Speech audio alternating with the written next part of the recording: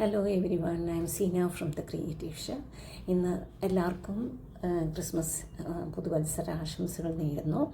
ഇന്ന് ഞാൻ കൊണ്ടുവന്നിരിക്കുന്നത് how to soak dry fruits for making Christmas fruit cake. അതാണ് ഇത്. നമുക്ക് രണ്ട് രീതിയിലും നമുക്ക് ഉണ്ടാക്കാം.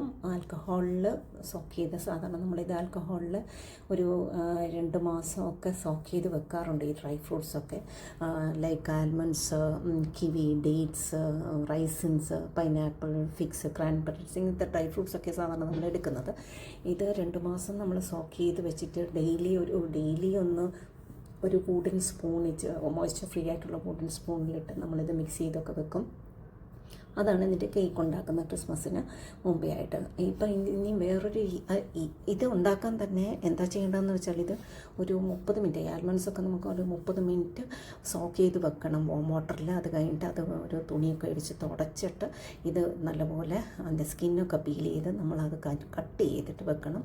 എന്നിട്ട് ഇത് ഒരു ഗ്ലാസ് ജാർ, അത് മോയ്സ്ചർ ഫ്രീ ആയിരിക്കണം, അതിനകത്തോട്ട് ഈ ഡ്രൈ ഫ്രൂട്ട്സ് എല്ലാം കൂടെ ഇട്ടിട്ട് ഇതിനകത്ത് ആൽക്കഹോൾ, അതിൻ്റെ ആ ഡ്രൈ ഫ്രൂട്ട്സ് ഇതിൻ്റെ മേൽവശം വരെ ആൽക്കഹോൾ സോക്ക് ചെയ്ത് വെക്കുക സാധാരണ ചെയ്യുന്നത്. എന്നിട്ട് 2 ദിവസത്തിലൊരിക്കൽ ഇത് നമ്മൾ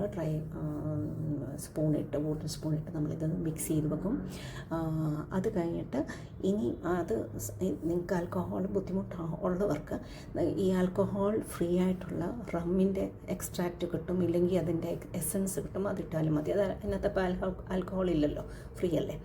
ഇനി ഇതല്ല, പെട്ടെന്ന് നമുക്കൊരു ഇൻസ്റ്റൻറ്റ് ആയിട്ട് നമുക്ക് കേക്ക് ഉണ്ടാക്കാൻ പെട്ടെന്ന് നമുക്ക് ആൽക്കഹോൾ മുക്കി വെക്കാനും പറ്റിയില്ല. ഇൻസ്റ്റൻ്റായിട്ട് ഉണ്ടാക്കണമെങ്കിൽ നമുക്ക് ഓറഞ്ച് ജ്യൂസ്, അതിന് പകരം ആൽക്കഹോളിന് പകരം ഓറഞ്ച് ജ്യൂസ് ഉപയോഗിക്കാം.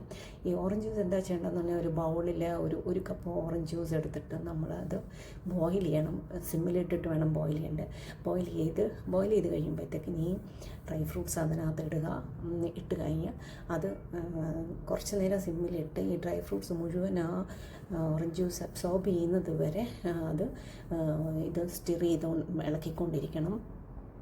ഇത് കഴിഞ്ഞിട്ട് നമ്മളത് തണുത്ത് കഴിഞ്ഞിട്ടാണ് ഈ സാധനം ഉപയോഗിച്ചാണ് നമ്മൾ ഡ്രൈ ഫ്രൂട്ട്സ് പിന്നെ ക്രിസ്മസ് ഫ്രൂട്ട് കേക്ക് ഉണ്ടാക്കുന്നത്.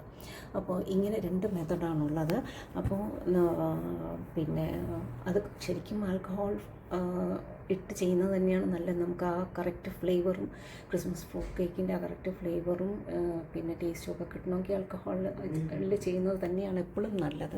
ഞാൻ അതുപോലെ ഈ പറഞ്ഞതുപോലെ ഇത് ചെയ്ത് നോക്കുക, എന്നെ അറിയിക്കുക എങ്ങനെയൊക്കെ ഉണ്ടെന്ന്. നിങ്ങളിങ്ങനെ തന്നെയാണോ ചെയ്യുന്നതെന്ന് എന്നോടൊന്ന് പറയണം, കമൻസിൽ കൂടെ അറിയിക്കണം. ഇതുപോലെ തന്നെ ആദ്യമായിട്ടാണ് ഇത് കാണുന്നതെങ്കിൽ ഉള്ളവർ സപ്പോർട്ട് ചെയ്യുക, സബ്സ്ക്രൈബ് ചെയ്യുക, ലൈക്ക് ചെയ്യുക, കമൻറ്റ് ചെയ്യുക. അപ്പോൾ ഇനി അടുത്ത റെസിപ്പിയിൽ നമുക്ക് വീണ്ടും കാണാം.